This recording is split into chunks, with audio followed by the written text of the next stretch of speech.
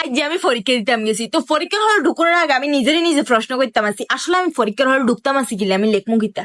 পরে আমার মনে পড়ে গেছে, আরে আমার লগে তো একটা বই, এটা তো চাইছে লিখে লিম, সানের ভিতরে তো আমি এক্সপার্ট।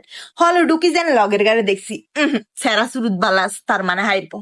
যেন সৃজনশীল প্রশ্নটা দিছে, আমি তার প্রথম সৃজনশীলের আপু 1 নম্বর সৃজনশীলের কও পারেননি, পারে না।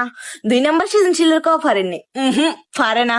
এই মতে আমি তার 12টা জিজ্ঞেসি, একটাও পারে না। গুড, ফাটাফাটি, ফ্যান্টাস্টিক। যাক, বই রয়েছি। তো সেই একটু পরে আমার জিজ্ঞায় উদ্দীপক বানানটা কই দিতে না হারবেননি। আমি তার দিকে এমনি নিলাম, তারপর আমি আমার আল্লাহর দিকে নিলাম। আমি কইলাম উদ্দীপক বানান প্রশ্ন তাছে স্থান, আমি রিডিং পড়তে পারিনি, আমি তো আপনার আশায় এসেছি। আমার আশায় কেউ পরীক্ষার হলে আইছে, এটা শুনি আমি কুমার জানগি লইছিলাম, স্টক করম লইছিলাম আমি, যে আমার আশায় কেউ পরীক্ষার হলে আইতে পারে, এটা কেমনে সম্ভব। ফেল। কিটা বইছে আল্লাহ, এটা জিমুত্তা ইমুত্তা এটা।